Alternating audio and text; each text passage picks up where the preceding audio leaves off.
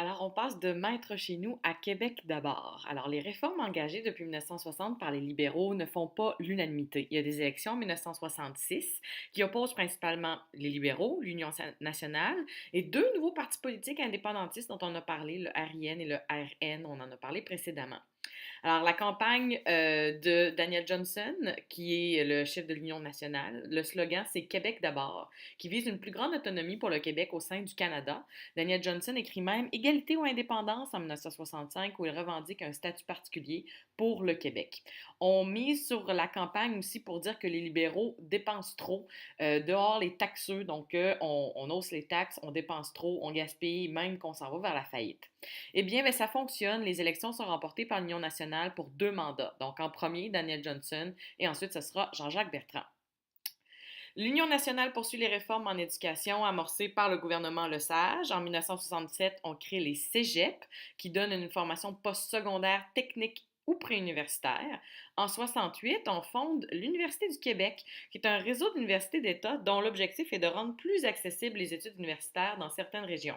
On commence donc Montréal, Trois-Rivières-Chicoutimi, mais un petit peu plus tard, Rimouski, Hull, aujourd'hui Gatineau et Rouyn-Noranda. Le gouvernement fournit aussi davantage de fonds aux commissions scolaires et aux universités, subventionne les cégeps. On voit vraiment que la fréquentation scolaire va augmenter, surtout chez les femmes. Les Québécois habitent en ville davantage, donc 74,3% en 61 et 5 ans plus tard, il y a encore 5% de plus de Québécois qui habitent en ville. Pourquoi? Il y a beaucoup plus d'emplois dans le secteur tertiaire, secteur des services, l'État qui emploie beaucoup dans le domaine public. Il y a l'arrivée à l'âge adulte aussi des baby boomers qui s'installent en ville et en banlieue à proximité de leur travail. On est attiré aussi par les infrastructures urbaines, routes, établissements scolaires, hôpitaux, dans lesquels l'État investit massivement. Et ça a un impact parce qu'il y a beaucoup de gens qui travaillent en ville, des gens qui sont employés du secteur de l'État, mais ça prend beaucoup de bureaux, donc on va vraiment avoir beaucoup plus d'édifices en hauteur. Il y a aussi les infrastructures de transport. On construit des autoroutes, donc autour des villes pour se rendre dans les banlieues, dans les villes, et on amorce la création du métro de Montréal. Et les banlieues, on s'y installe parce qu'il y a des autoroutes qui les relient au centre-ville. On trouve aussi des centres commerciaux. Ici, on voit la Place Laurier à Québec, à côté du centre hospitalier de l'Université Laval, le CHUL, et ça fait décliner la popularité de certaines artères commerciales dans les centres-villes. Expo 67, Montréal, l'exposition universelle, c'est des grandes expositions publiques mondiales qui ont pour but de faire l'inventaire des progrès de l'humanité dans plusieurs domaines. À Montréal, le thème, c'est Terre des hommes, on célèbre le progrès et la paix entre les peuples. On va accueillir plusieurs millions de personnes, même c'est 400 000 qui viennent la première journée. Et pour ça, ben, il faut terminer le métro, les 2 premières lignes au moins, le tunnel Hippolyte-Lafontaine, autoroute, échangeur turco. Et on veut aussi créer de nouvelles îles sur le fleuve Saint-Laurent, d'où les visiteurs auront une vue imprenable sur la ville. Et ça, on va y arriver avec les débris de la construction du métro. On va créer l'île de Notre-Dame où aujourd'hui se trouve la Ronde. Expo 67, c'est un événement majeur pour Montréal. Montréal devient une attraction incontournable et rayonne sur la scène internationale. On termine avec une idée de réforme constitutionnelle. En 63, c'est la commission Laurando-Dunton, des noms des deux commissaires, sur le bilinguisme et le biculturalisme qui recommande d'augmenter le taux de bilinguisme à l'intérieur des institutions fédérales.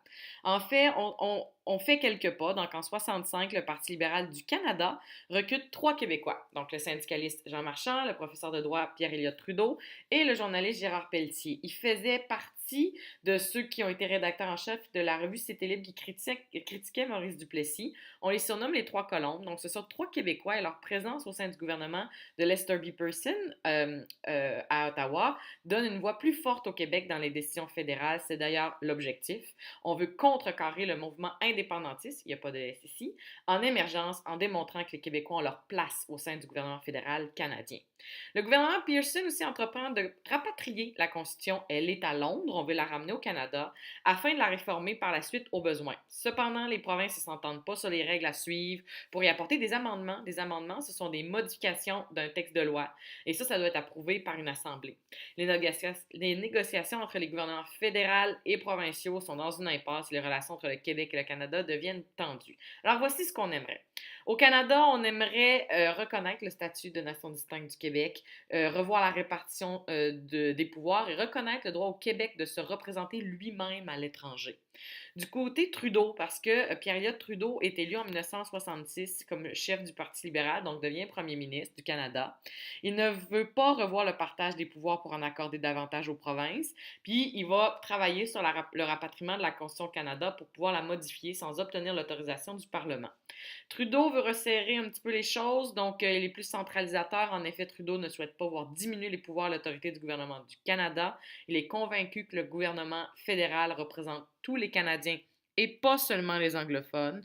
Selon lui, le rôle du gouvernement est d'assurer l'égalité des langues à travers le pays et non de concéder des pouvoirs aux provinces, particulièrement au Québec. Parlant de Québec, mai 67, le premier ministre Daniel Johnson invite le président de la République française, le général Charles de Gaulle, à venir au Québec. La présence du président a pour objectif de démontrer que la France appuie le Québec dans sa lutte pour l'autonomie. Et justement, Charles de Gaulle prononcera « Vive le Québec libre ».